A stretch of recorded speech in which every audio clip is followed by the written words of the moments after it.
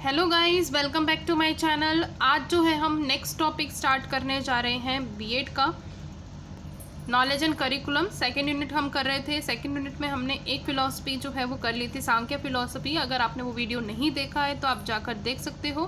Playlist की link जो है वो मैं आपको डिस्क्रिप्शन बॉक्स में दे दूँगी, तो आप वहाँ से जाकर देख सकते हैं। ठीक है, आज जो हम फिलॉसफी करने वाले हैं वो है Vedanta philosophy.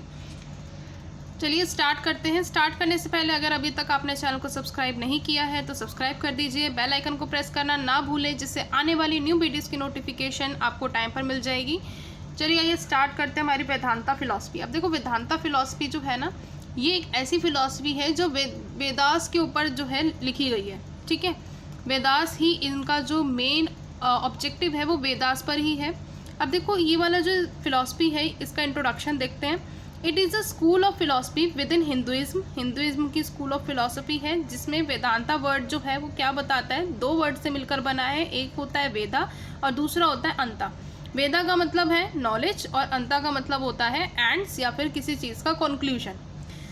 Vedanta arise out of the Upanishad and end of the Vedas. Vedanta जो है किस तरह से निकली हुई है, उपनिषद से, और लास्ट जो वेदास है, वेदास का जो अंत है, उनसे निकली हुई है। ठीक है, वेदांता जो है आपको कंक्लूजन बताती है, एक एंड बताती है वेदास का, और वो एक शॉर्ट फॉर्म में बोलते हैं ना कि पूरा एक जो वेदास लिखे गए हैं उसका एक छोटा सा जो मार्ग है वो दिखाता है वेदांता फिलॉसफी। ठीक है, Vedanta has influenced a number of modern scientist, philosophers, authors like Nikola Tesla, max puller. जो वेदांता है उसने बहुत सारे मॉडर्न साइंटिस्ट को, फिलोसफर्स को और ऑथर्स को इन्फ्लुएंस किया। और वो कौन कौन से थे? निकोला टेस्ला है, मैक्स पुलर है, और भी बहुत सारे ऐसे ऑथर्स थे। ठीक है, उसके बाद देखो, ये जो फिलॉसफी है ना, इसको हम उत्तरा मीमांसा भी बोलते हैं। ठीक है, उत्तरा का मतलब होता है टेस्ट और मीमांसा का मतलब होता है किसी भी चीज़ के कंक्लूजन पे जाना, किसी भी चीज़ को पूरा एक तरीके से एग्जामिन करना। अब यहाँ पे एग्जामिनेशन किसका है? वेदास का है। ठीक है, तो इसका मतलब क्या हुआ? एक टेस्ट लेना वेदास का, एक प्रॉपर एग्जामिनेशन करना वेदास का। ठीक है, अब देखो यहाँ पे 6 सब स्कूल्स। अब देखो, over a period of time several scholars have interrupted the writings of Upanishad and other scriptures according to their understanding and their needs of their time. अब इसमें क्या है कि जैसे जैसे टाइम बढ़ता गया, जितने भी स्कॉलर्स थे उन्होंने जो है उपनिषद को देखा। ठीक है, उनके ऊपर कुछ राइटिंग्स करी। ऐसे ही बहुत सारे स्क्रिप्चर्स थे, उन्होंने भी अपनी अंडरस्टैंडिंग के अकॉर्डिंग, अपने टाइम के अकॉर्डिंग, नीड के अकॉर्डिंग उनको पढ़ा, और उसके अकॉर्डिंग उन्होंने भी कुछ ना कुछ राइटिंग करी है। अब देखो, उन्होंने क्या क्या लिखा हुआ है, कौन कौन से ऐसे आचार्य थे जिन्होंने वेदांता फिलॉसफी को जो है इम्पोर्टेंस दी है, उनके बारे में लिखा है। यहाँ पर 6 इंटरप्रिटेशंस हैं, जिसमें से 3 जो हैं वो प्रोमिनेंट हैं इस फिलॉसफी के अंदर। पहला है अद्वैता, शंकराचार्य ने दी है। ठीक है, विश्वदेता, जिसको रामानुज आचार्य ने दिया है। द्वित, माधवाचार्य ने। दविता वेथा, निम्बार्क आचार्य। ठीक है, शुद्धदरिता, निम्बार्क आचार्य, और अचिंता भेदा चैतन्य आचार्य। तो ये सब जो है 6 इंटरप्रिटेशंस है, जिसमें से 3 बहुत इंपॉर्टेंट है, और इन तीनों को अच्छे से एक्सप्लेन करना है पेपर में भी। तो सबसे पहला हम देखते हैं इसके अंदर अद्वैता। अद्वैता जो दी गई है शंकराचार्य के द्वारा, इस स्कूल के अकॉर्डिंग क्या बोला गया कि जो ब्रह्मा है वही सिर्फ रियलिटी है, वही एक रियल पर्सन है, and the world is illusionary. और वर्ल्ड जो है वो इल्यूजन है, माया है, सब कुछ। सिर्फ और सिर्फ जो ब्रह्मा है वही एक सत्य है, वही एक सच है, रियलिटी है। ठीक है, an illusionary power of Brahma is called Maya, which causes the world to arise। अब ये जो पावर है ब्रह्मा की, इल्यूशनरी पावर, उसको हम माया बोलते हैं, और ये जो माया है यही वर्ल्ड को जागृत करने का या अराइज करने का एक कारण है। और अगर हम रियलिटी को इग्नोर कर देंगे तो सारी की सारी सफरिंग्स जो हैं वही कारण बन जाएंगी। तो जैसे ही रियलिटी को इग्नोर किया जाएगा तो जितनी भी सफरिंग्स हैं संसार के अंदर वो हर एक पर्सन को जो है झेलनी पड़ेगी। Liberation from the world can only be attained through the true knowledge of Brahma. अगर ब्रह्मा की ट्रू नॉलेज हो जाती है तो इससे आपको लिबरेशन मिल जाएगा, यानी कि मोक्ष प्राप्त हो जाएगा। और फिर इस अद्वैता में जो शंकराचार्य उन्होंने एक चीज़ और बोली है, वो ये बोली है कि यहाँ पे कोई भी डिफरेंस नहीं होता जीवात्मा के अंदर और ब्रह्मा के अंदर। वहीं अगर हम अद्वैता की बात कहें जो रामानुज ने दिया है, वो क्या कहते हैं? वो ये कहते हैं कि यहाँ पर जो जीवात्मा है वो ब्रह्मा का ही पार्ट है। ठीक है, वो सिमिलर है, आइडेंटिकल नहीं है, अलग नहीं है। ये जो स्कूल है ये प्रपाउंड करता है भक्ति और डिवोशन ऑफ गॉड। ये बताता है कि भक्ति क्या है और संसार में भक्ति जो भगवान की जा रही है वो क्या है। Maya is the creative power of God, और ये बोला गया है कि जो माया है वो एक क्रिएटिव पावर है गॉड की, जो भगवान ने बनाई हुई है। उसके बाद जो नेक्स्ट हमारा थर्ड स्कूल है जो वो बताता है अद्वैता वेदांता। माधवाचार्य के द्वारा वो क्या कहता है कि जो द्वैत है उन्होंने गॉड को आइडेंटिफाई किया ब्रह्मा से, ब्रह्मा बताया, ठीक है, गॉड जो है वो ब्रह्मा है और ब्रह्मा ही जो है बाद में विष्णु है, ठीक है। Brahma and all souls are separate entities, जो ब्रह्मा है और जितनी भी जीवात्मा है, जो पर्सन्स हैं वो सेपरेट हैं। अब जैसे विश्वनाथ ने जो यहाँ पे रामानुजा ने जो बताया था वो क्या बताया था कि ये दोनों पार्ट हैं, बट यहाँ पर वापस माधवाचार्य ये कहते हैं कि जो ब्रह्मा है वो अलग है और जो सोल्स हैं वो अलग है।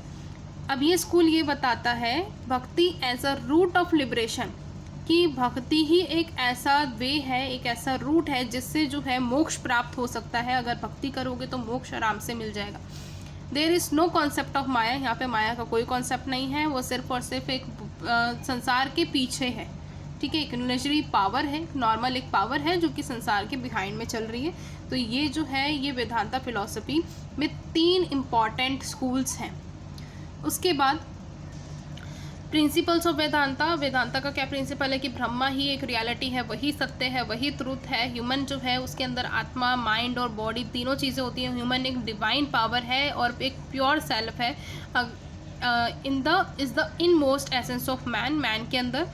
Nature of Vedanta gives spiritual interpretation not a materialistic one. अब यहाँ पे जो नेचर है वेदांता का वो आपको सिर्फ स्पिरिचुअल इन्फॉर्मेशन देगा, जो मटेरियल इन्फॉर्मेशन होती है वो नहीं देता, ठीक है। और यहाँ पर nature is not self evolving, जो नेचर है खुद से इवॉल्व नहीं होगा, सेल्फ डिस्ट्रॉय भी नहीं होगा। गॉड जो है एक ऐसा इंडिविजुअल सपोर्ट है, इनविजिबल सपोर्ट है, जो कि आपको दिखेगा नहीं बट वो सपोर्ट करते हैं और सारी की सारी एग्जिस्टेंस भी उन्हीं की वजह से ही है। इसका मतलब है कि अगर नेचर को डिस्ट्रॉय भी करना है या नेचर को इवॉल्व भी करना है तो वो सब कुछ जो है गॉड ही करेंगे। अब देखो इसके रिगार्डिंग एजुकेशनल इम्प्लीकेशन क्या है वेदांता फिलॉसफी की। सबसे पहला है एम ऑफ एजुकेशन। अब एम ऑफ एजुकेशन में नॉलेज से क्या हो सकता है, जितने भी डाउट्स हैं, जितनी भी डार्कनेस हैं वो ख़त्म हो सकती हैं।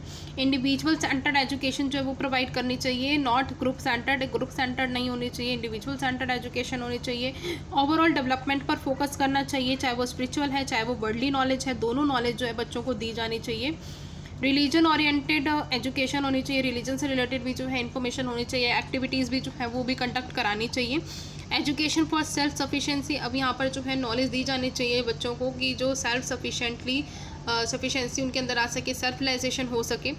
उसके बाद नेक्स्ट जो है हमारा टॉपिक वो है method of teaching. Method of teaching कौन कौन सा हम यूज़ कर सकते हैं।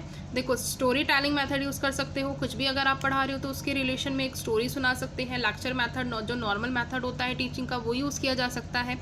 सेल्फ स्टडी मेथड, उसके बाद observation method, learning by insight और ह्यूमनिस्टिक अप्रोच। फिर है करिकुलम। अब वेदांता फिलॉसफी ने 2 चीज़ों को इम्पॉर्टेंस दी है, 2 सब्जेक्ट को इम्पॉर्टेंस दी है। एक है प्रविद्या, जिसको हम बोलते हैं स्पिरिचुअल नॉलेज, जिसमें वेदास, उपनिषद और एथिक्स आ जाते हैं, ब्रह्मा विद्या आ जाती है। तो इनकी भी नॉलेज जो है बच्चों को दी जानी चाहिए, स्पिरिचुअल नॉलेज दी जानी चाहिए वेदास वगैरह की। फिर है अपरा विद्या, जो कि वर्ल्डली नॉलेज होती है, जो संसार की नॉलेज है, जैसे हिस्ट्री हो गई, आयुर्वेदा हो गया, इकोनॉमिक्स हो गई, फिजिक्स हो गई, जूलॉजी हो गई, केमिस्ट्री हो गई, ह्यूमैनिटीज़ हो गई, हेल्थ हो गई, साइंस हो गई। तो इन सब की जो वर्ल्डली नॉलेज है वो भी दी जानी चाहिए, क्योंकि यहाँ पे एम ऑफ एजुकेशन में दोनों एम बताए गए थे। पहला एम बताया गया था स्पिरिचुअल नॉलेज भी होनी चाहिए, दूसरा एम बताया गया था वर्ल्डली नॉलेज भी होनी चाहिए। उसके बाद देखो डिसिप्लिन। अब डिसिप्लिन में क्या है, बहुत इंपॉर्टेंट इम्फेसिस जो है, कंसंट्रेशन जो है वो दी जानी चाहिए सेल्फ रियलाइजेशन के ऊपर। अब यहाँ पे जो चिल्ड्रन है वो डिसिप्लिन को मेंटेन कर सके, खुद से डिसिप्लिन करे, यानी कि सेल्फ डिसिप्लिन की नॉलेज यहाँ पे बच्चों को दी जानी चाहिए। उनके साथ उनको जो है उन सेल्फ रियलाइजेशन पर और सेल्फ डिसिप्लिन पर कॉन्सेंट्रेट कराना चाहिए। सेल्फ डिसिप्लिन जो है कंपलसरी होना चाहिए सबके लिए। अब यहाँ पे जो है कुछ रूल्स जो है वो बनाने चाहिए स्टूडेंट के लिए भी, टीचर्स के लिए भी, और उनको वो फॉलो करने पड़ेंगे। और नेक्स्ट है रोल ऑफ टीचर। जो टीचर का रोल है यहाँ पे बहुत इंपॉर्टेंट होता है, क्योंकि टीचर को हम गुरु बोलते हैं, आचार्य बोलते हैं, और एक भगवान के दर्जे का जो है रिस्पेक्ट देते हैं, भगवान के बराबर उनको रिस्पेक्ट दी जाती है। तो यहाँ पे जो टीचर है वो ऐसा इन्फ्लुएंशियल टीचर होना चाहिए जो कि लाइफ और सोसाइटी में बच्चों को इन्फ्लुएंस कर सके। Teacher have to job, teacher की यहाँ पे 2 जॉब बताई हुई हैं। एक तो ये कि जो टीचर है वो चाइल्ड को प्रैक्टिकल नॉलेज दे, दूसरी बात वो उसको स्पिरिचुअल नॉलेज भी दे। तो यानी यहाँ पे दोनों नॉलेज को देने वाला जो पर्सन है वो टीचर होना चाहिए। तो 2 जॉब वो कंप्लीट करेगा अपनी टीचर, ठीक है। उसके बाद जो यहाँ पे नेक्स्ट है स्कूल ऑर्गेनाइजेशन। अब स्कूल जो है एक पीसफुल प्लेस पर होना चाहिए। स्कूल जो है वो मंदिर गुरुकुल की तरह होना चाहिए, आश्रम की तरह होना चाहिए।